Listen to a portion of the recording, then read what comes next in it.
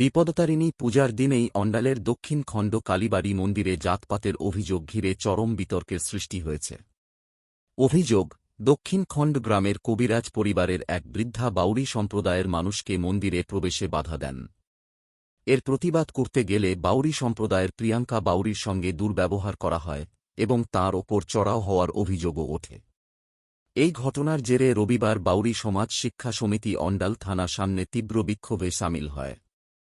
বিক্ষোভের চাপে অভিযুক্ত বৃদ্ধা ও তাঁর পরিবারের সদস্যরা থানায় এসে নিজেদের আচরণের জন্য ক্ষমা প্রার্থনা করেন বলে জানা গেছে।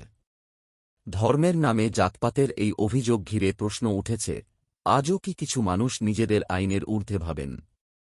একবিংশ শতাব্দীতেও এমন অভিযোগ সমাজের কাছে অত্যন্ত লজ্জাজনক বলেই মনে করছেন প্রতিবাদকারীরা।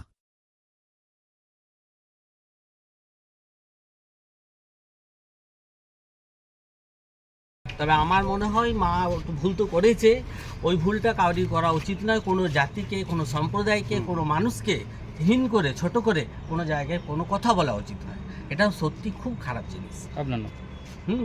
আমার নাম কৌশিক কবিরাজ।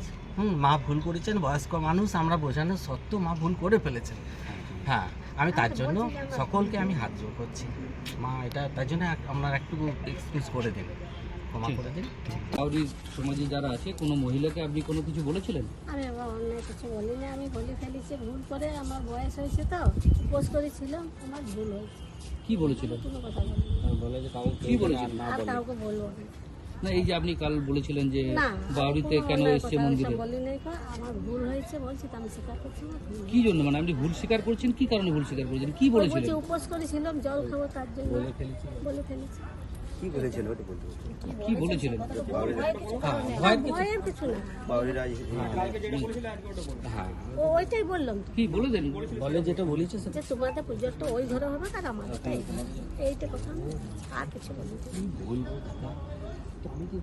এই যে বলেছেন যে আগে বছর থেকে না, যেন না আছে। ওরকম কথা কিছু বলিনি। না, ওইটা মা বলেন, ওইটা কে বলেছি কে জানে। ওরকম কথা কিছু কি নাম আপনার? আপনার নাম? জবারানি কবিরাজ।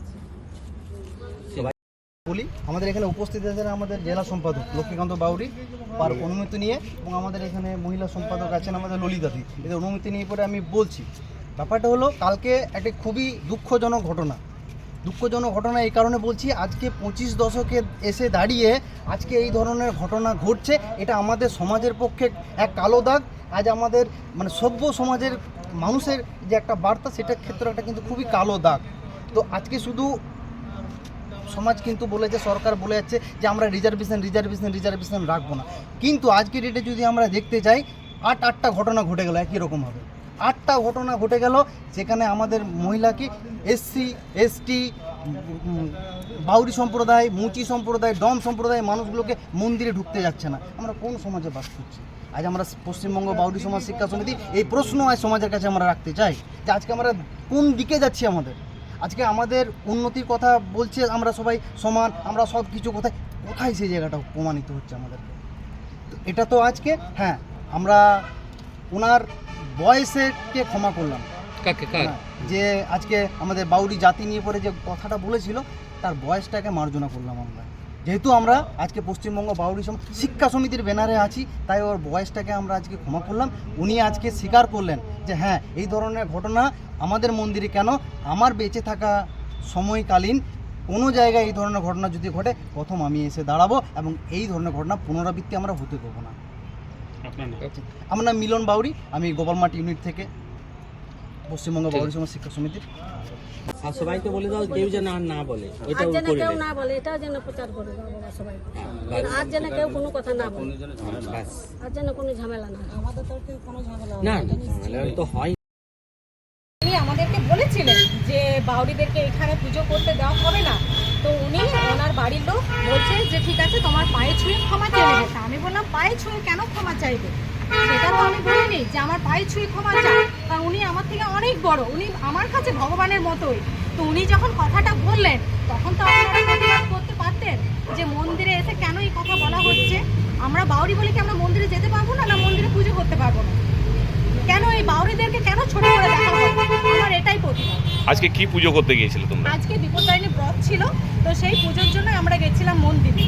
তো ওইখানে গিয়ে ওখানে মানুষজন আমাদেরকে ভালো চোখে প্রথম তো দেখেনি, সবাই বসে বসে আলোচনা করতে শুরু করে। তারপরে ওনারা এসে পড়ে বলছে যে তুমি কি বাউরি? তাই বললাম হ্যাঁ আমি বাউরি।